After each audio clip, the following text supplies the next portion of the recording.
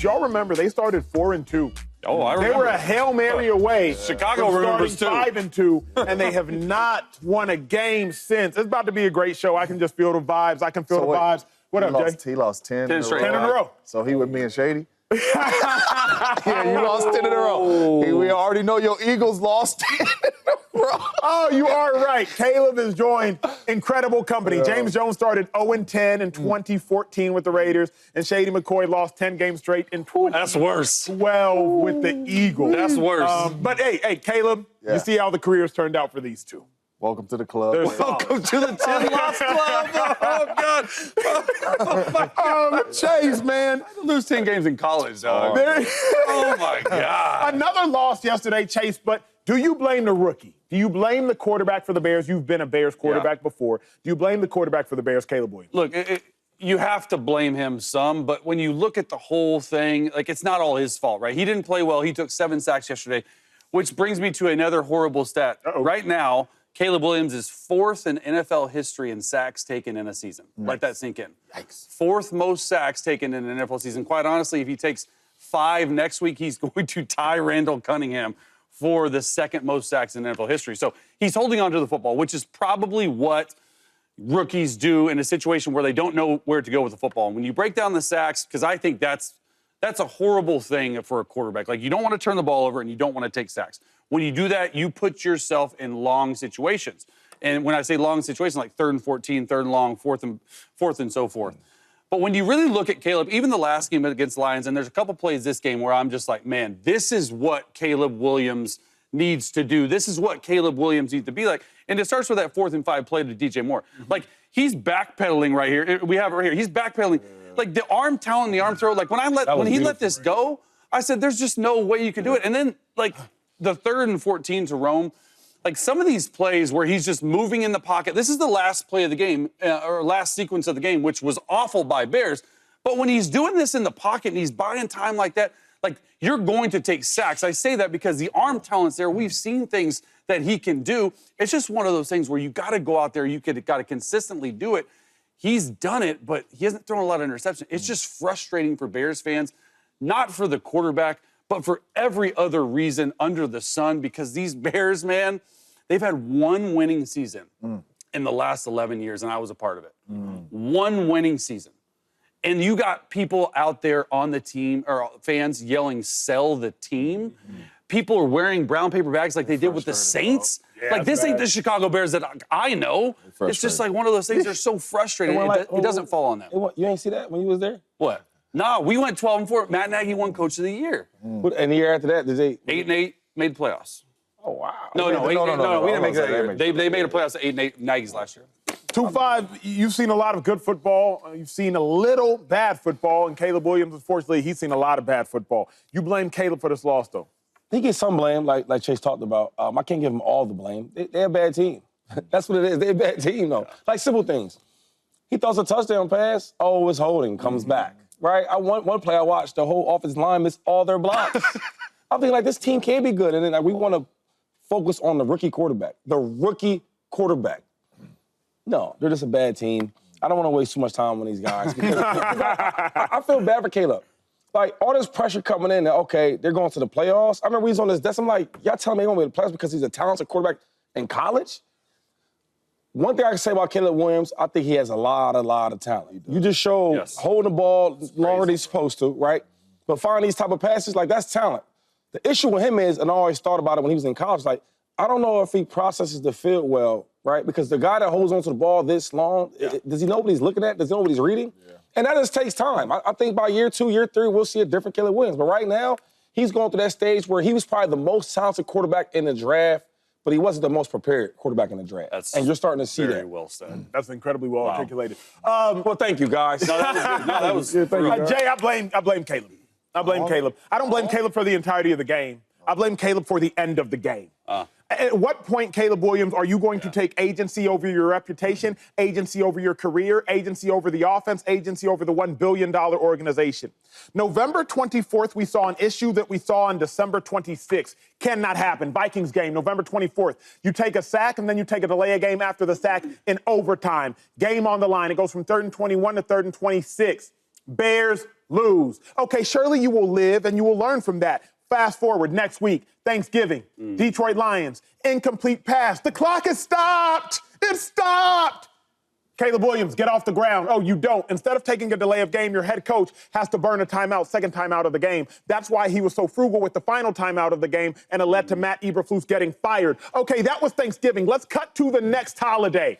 After Christmas, yesterday, Caleb Williams, incomplete pass. I want y'all to see it right here with about 30 or so seconds left in the game. How do you go from an incomplete pass to taking a delay of game? Oh, now you got to burn a how in the world do these things happen? Chase, I wasn't an offensive play caller. I was a defensive play caller, and we were prepared for situations like this. In Philadelphia, Shady McCoy, we had a call. It was Elvis. Elvis. It was one word. Get it out quickly. When in doubt, check Elvis. Yeah. Elvis was an 8-man drop. Why? Because of the phrase, Elvis has left the building. So you would check Elvis. Elvis has left the building. Drop 8. Both outside backers drop. Both inside backers drop. Corner, you play deep as the deepest, wide as the widest. Safeties, you make sure you get out there and you play deep. Check Elvis when in doubt, Acho, because my defensive coordinator would say, if we're all wrong, it's going to be all right. So long as we are all wrong. That's an offensive thing, too, be on the same page. No, yeah, you got words. With that being said, at the point in which it's happened once, Caleb, against the Vikings, Chase, and it happened twice against Detroit, if I'm Caleb Williams, James Jones, viewers at home, I'm going to the offensive staff and I'm saying, hey, if we're in this predicament again, hey, this is going to be the play call. Y'all have taught me some things here. It might just be Hank. It might be Hank Smoke. Yeah. Whatever the case may be. It's going to be a one-word, a two-word play call. Everybody get on the same page. We're not burning a timeout. We're not taking a delay of game. At the point in which I'm seeing the same errors in Week 17 that I saw in Week 11, it's infuriating. And all the ones you showed, and I'll let James go real quick, but all the ones you showed, they were gotta-have-it situations at the end of the game. Yes, sir. In all those games, yes, sir. They could have won the game. That is what's so frustrating for Bears fans. So I played with a first ballot Hall of Fame, well, two of them, Brett Favre, Aaron Rodgers, and I had an opportunity to play with a rookie in Derek Carr. When is the veterans going to help you? Come on now. You know what I'm saying? Like, we want to put all this on Caleb, and they scored 3 points. They scored 3 points. That ain't all on Caleb. The O-line gets some of that. The receivers get some of that for dropping the ball, stopping in zone coverage, and you got dagger, and it ain't nobody in the middle of the field. Where we do that at? Keep running, go catch the ball, and go get some yak and score a touchdown. A lot of it's on Caleb. A lot of it's on the coach. A lot of it's on the players around him. I will not put all this on Caleb. They're a bad football team, like Shady said. It's showing they're a bad football team. It's showing they coach like a bad football team. And where is the veteran leadership? When I was in the huddle with Derek Carr, I would say, hey, bro, we got 15 seconds. Let's go. Yeah. You know what I mean? And the same thing with Aaron. Aaron was always in the moment, and he knew, but it was times to where Jordan and them were like, hey, bro, 10 seconds. Where is that at? You see the receivers walking back. The play clock is rolling, dog. You know where it's at. DJ Moore said he was thinking about vacation 2 weeks ago. Let me ask you this, and Shady, I'm curious to ask you because I'm hard-pressed to say they're just so bad because they've been so competitive in so many games, but they obviously aren't great. Shady, let me ask you this because I just thought about it as James and Chase were talking. DJ Moore hasn't won much at the NFL level. Great player hasn't won much. Right. Keenan Allen hasn't won much, obviously, at the NFL level. Spent the minority of his career with the Chargers. I think maybe 2 playoff appearances. I don't know if he had any playoff wins. Chase, you probably know better than I. He might have with Philadelphia. Running back DeAndre Swift, bad man. Unfortunately, the 1 year he was with the Eagles, they went one and done in the playoffs. Swift was with the Lions when the Lions weren't very good. He ain't won much. I doubt Swift has won a playoff game yet. Offensive line, I don't know them particularly by name, but I don't know if they have won that much. So, Shady, given the fact that you joined a Bucs team that was infused with Tom Brady and Gronkowski, Antonio Brown, people that have won a lot, yourself, you had just won a Super Bowl with the Chiefs. Is it the fact that you have to use this phrase, the unknown leading the unknown, just to use a more politically correct phrase? Is it the fact that you have individuals who don't know where they're going, trying to teach Caleb Williams to go somewhere? They ain't none of them on offense. Matt, let me know, has any Bears skill player won a playoff game? Any of their starting skill players? I don't even know if any of them have even won a playoff game. So is that maybe the dilemma? That has a lot to do with it, though, right? Like, it's hard to win games. We have no winners. Like, how do we win? I think you talk about Tom Brady. you can see the difference. I play a lot of great quarterbacks, respectfully, right? But it's just a difference when a guy like him because he's been there before. I know what it looks like to win. I know what a winning practice looks like. I know what winning hustle looks like. I know what late in the game, the attitude that you got to have to win. So he's seen it, so he's putting it all to us, right? And as he displays what it means to win, we see that and we follow that. The thing with the Bears is that they are a young team, right? And you're putting your captain as the rookie, right? I need the veterans to lead the team and let their young rook follow along. It's crazy because, you know, I like to place wagers on games, right? And as they start marching down the field late in the game, he makes that crazy catch or pass to DJ Moore. I'm like, woo, you see that play? I said, looks like they're about to win. They're at home, the momentum. And I said, no. Bad teams find ways to lose. Yeah. And I was confident the whole time they were going to lose the game because they're a bad team. Even small things, like soon we get a good play, oh, it's a flag. Or the quarterback's holding on to the ball so long, trying to make a play, trying to press. And like James talked about, the kid, Doomsday coming across the middle. Why are you stopping the zone? What are you stopping for? There's nobody in the middle of the field. Like, these are the smaller things. And another thing, we're going to talk about the players. Let's talk about the coaches because just as great as Tom Brady was, Bruce Arians was the same way, right? A winner, demanding respect, all these type of things. So now when you watch them, like, sometimes the Bears, I'm like, yo, why you not calling the timeout? You need to call timeout right there. What are you doing? So it's a collective thing with the Bears. They just a bad franchise. But not only that, Acho, we can't, even though them boys ain't won playoff games and all that, we cannot give them a pass for that. I sit up here every day on this show, and I watch you break down plays and give us scenarios and talk football because you've been in every situation. You understand what I'm saying? You just broke down Elvis call. Keenan Allen might not have won a lot of playoff games, but he done been in every situation. Smart football player. You understand what I'm saying? He done been in some big-time games with Phillip Rivers. He done been in some big-time games with Justin. He has been through every situation. He's been in the league over a decade. So you can't sit here and tell me that you're not ready for these situations. They traded for you. They brought a lot of these veterans over there for you to make sure in situations like this, we got your back. We ain't seen that in none of these scenarios with Caleb Williams yet to help him out. Yeah, you're talking about players, right? I think you had a good point when you were asking Shady about winners versus guys that haven't won. You look at, and I don't think it'd be as bad for Bears fans if it weren't for these other rookie quarterbacks. Jaden Daniels has Dan Quinn. Dan Quinn's won a lot of playoff games, right? Bo Nix has Sean Payton. Yeah. Caleb Williams is about to have his third head coach in 10 months. That stuff matters. You have to get this head coaching hire right for your franchise quarterback to bring in a winner to teach him. So the question for you, Shady McCoy, a person who you were teammates with in Josh Allen, what's Josh need to do to lock up MVP on Sunday? What has to happen to lock it up? Lock up. Lock. They won't let me out. Locked up. I'm not asking for a crazy historical type of game where 6 touchdowns like he did before, or 400 yards. But I do need Josh Allen to show us why he is the MVP. And that means I need him to be the best player on the field. As I look at Lamar Jackson, like last performance against the Texans, right? It wasn't a crazy stats game, but everybody that went there to watch Beyonce, they also left saying, yo, Lamar Jackson was the best player on the field. Yeah. I need Josh Allen to have these type of moments, right? Last year, when we talk about how Lamar Jackson won the MVP, it wasn't all stats, it wasn't all numbers. Yeah. But I watched him play against the best team in football, the Niners. And guess what? He was the best player on the field. I need Josh Allen to put that franchise hat on like I gave him when he was a rookie, put that cape on with all them offensive weapons that you have that people might not know, but we know who you is. I need that 17 to show the world, listen, I know it's a tight MVP race. Yeah. I know y'all love Lamar Jackson. I know, I see it, I hear it. But I'm going to put all the questions to bed. I'm going to be the best player on the field. I'm going to will my team to win. I'm going to let everybody, when they leave that game, they're going to say, yo, Josh Allen was the best player on the field. And if he does that, you lock up the MVP, you give it to Josh Allen, and then you let Chase kick the key out that mother. Just out the way. And that's how you seal the deal. Because if he don't do that, we're going to be up here like, yo, I don't know, man. He had 200 yards, man. They won, but, I mean, he wasn't the best player on the field. That's well said. I think 3 TDs locks it up so I can punt the key again. like I truly think that is, and a lot of people, like, obviously everyone follows football, but if the Bills win versus the Jets, they lock up the 2 seed, which means you will not be playing your starters in Week 18. So you have one more chance to prove to the nation and prove to the world that you deserve the MVP? Because I think so. If I was voting, I had to vote like Acho, like I would vote for Josh Allen just because of what he's done.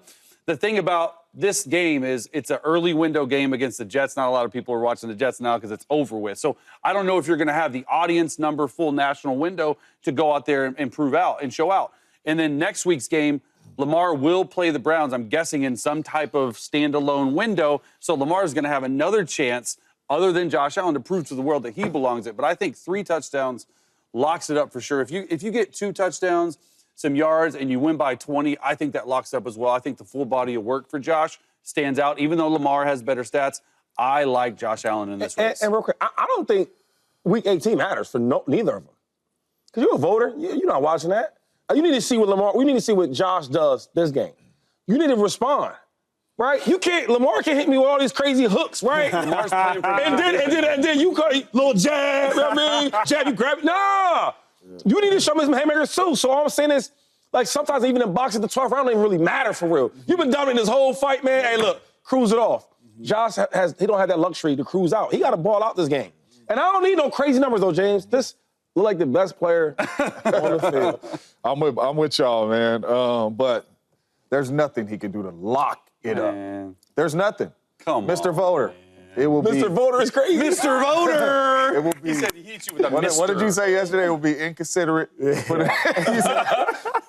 Josh Allen goes out here and has 3 touchdowns, it would be inconsiderate to say lock the key and punt the key. I'm gonna punt that and all that. Lamar Jackson, be honest. Wait. Before you go, why? I'm about to get to it. But all I'm saying is, like, so Lamar balled out against Houston, and then Josh balls out against the Jets. But we're saying Week 18 really don't matter, right? I'm not even saying Week 18 matters. We are saying lock the key. Lamar has 40-plus touchdowns and almost 5,000 total yards. 43 touchdowns, yeah. And almost 5,000 total yards. And we talk about lock the key like he just ain't in the conversation no more. Lock the key. If Josh Allen goes play well, that is inconsiderate as a voter. Go turn the tape on and you see 2 Supermans and it's good luck voting. Lock the key. What Lamar Jackson has done this year, there's nothing Josh Allen can do to say, lock the key and punt it and put it in your back pocket or whatever and never. There ain't nothing he can do. Both these dudes had incredible seasons. It's going to come down to the last hour. Whichever voters is going to say, hey, man, I go for Josh Allen because of this. I vote for Lamar because of this. That is it. Lock the key. If you saying lock the key, it is a problem, and I want to meet all these voters because what Lamar Jackson is doing, it ain't no lock the key. When do the vote? Coming up. When do the votes have to be in? I believe it is January 8th. Let me check my email in real time. It's soon. That's really soon. So hold on, don't misquote me. Don't misquote me. I literally have this email starred. The votes have to be in 5 p.m. Eastern time, Wednesday, January 8th. Oh, so early. Do not submit your ballots before all regular season games so have after been Week 18. played. So I guess it does matter. It does. Week 18 matters. Mr. Acho. It matters. We got to be with him. What day is that? We got it. We're going to be hanging out before 5 p.m. Yeah, put the vote in. James said something fascinating. James Jones said, go turn the tape on. Oh, turn it on, dog. What he said. My answer is simple. Josh Allen can do nothing on Sunday to lock up the MVP award. Acho can do something. Acho can go rewatch the tape and rewatch and turn it on and put it on silent and let the game got speak. excited. But no, what James said is right. And I'm saying what James said is there's nothing Josh can do on Sunday to lock it up. There's nothing Lamar can do on Sunday to lock it up. Unless the voters have seen every game this season, including the Week 18 games, which would be impossible because Week 18 won't be played until next week. There's nothing Josh Allen can do Week 17 to lock it up. This race is too close. And again, trying to stay in integrity as a voter, I legitimately will go watch the passes and I will go watch the runs, and thank God there's an app for that. I'm going to go isolate the passes from both of them. I will rewatch them, and I will factor in the context of the season that to some degree the tape can't even fully tell you. So to me, there's nothing Josh can do. Now, he can help himself. Oh, yeah. He can win. Absolutely can help himself. And he can throw for 4 touchdowns. Because not every voter is a film nerd. He can have 4 touchdowns, misspoken. 4 total touchdowns. Lamar had 3. Okay. Not every voter is a film nerd. Some voters just look at the stats. And what I find so fascinating, and I hope you all commit this to memory because I have, oftentimes we measure things not that are most important, but we measure things that are easiest to measure. Yeah. I think about the 40-yard dash. Shady and I have talked about this at home. The 40-yard dash is not the most important tell sign of how an athlete is going to run in the National Football League, but it's so easy to measure. Yeah. Sit people in the stands and clock it. So we weigh things in life, not that are most important. We weigh things that are easiest to measure. Receiving yards doesn't tell you who's the best receiver in the National Football League. Rushing yards don't always tell you who the best running back in the National Football League. Passing yards sure as heck don't tell you who the best quarterback is in the National Football League. So oftentimes, statistics aren't even the best indicator of who's been the most valuable or who's the best. Go watch the tape. Yeah. Lamar Jackson, he only completed 15 passes against the Texans. But if you watch the game, you know them 15 passes were of way greater value than they are on a stat sheet. So for me, what's the tape look like? People will take the lazy route and just give you numbers like we've talked about. This ain't a numbers conversation. This is a tape Mr. conversation, Voter, Jay. quick question, Mr. Voter. I know where he's leaning with that. Voters, when you go to this tape, what are you going to take out of this tape, sir? Like, what are you looking for in Josh Allen's game to say, dang, Lamar did that better? MVP. Or Josh did that better. You going to see Josh running. You going to see Josh throwing crazy passes. You going to see Josh throwing it and then catching it again and scoring a touchdown. You going to see Lamar running it. You going to see Lamar throwing crazy passes. It's hard. You going to see Lamar looking like Superman on the field. What are you going to the tape and saying, I'm coming out of this film study, Josh Allen did this better? One, it's a good question. I've never been asked this before. I think this is really good. It's what makes the facility. Answering this in real time, I'm going to try to look for a quarterback who can overcome the advantage of the defense. When you step on a football field, sometimes the defense has the advantage, right? If Shady is running a strong side lead into a strong side fire zone, advantage defense. We are blitzing where the offense is called to play. But if Shady cuts that joint back to the backside and he shakes the defensive end who's supposed to have contained, and then Shady breaks it for plus 15 to the weak side when it was called to the strong side, woo, that 15-yard run was not created equal to the 15-yard run untouched zone read. So I'm going to look at the tape and I'm going to say when the defense has advantage, who overcame the advantage? When the offense has advantage, it's easy, right? When the offense calls all go special and the defense is sitting in freaking cover 3 and you just look off that's easy. But what do you do when the defense has advantage? So that's something that only the tape can really tell, because that to me is the elevator of like who was valuable. Valuable is, hey, I'm supposed to lose this hand, but somehow I pulled out that pocket 5 on 16 and turned it into 21. And then if that's the case, then you also need to look at what Josh Allen has done versus the Chiefs, who is a much better team and has much better weapons than him. He beat them by 9. And you also need to look at Josh Allen, what he did on the road against Detroit Lions. He beat them. He beat the best team in the AFC. He beat the best team in the NFC. Yeah. Lamar Jackson has 5 losses with a better roster. That's all I'm going to say. And that's part of the advantage. See, that's part of... You got arguments on both sides, though. No, I agree, but I'm just saying. No, but I'm saying, because that right there, like, that's a great argument, too. I mean, it's Bro, like, I beat the 2 number 1 seeds on both sides. I beat them. beat the Chiefs by 9. One on the road and one at home. The other place I believe you have to start is when they faced each other, how to go down. That's the first place I'm starting. What up, YouTube family? Welcome to the facility. Thanks for watching, and you better be sure to hit that subscribe button if you want to get more highlights from the show and all of our exclusive content.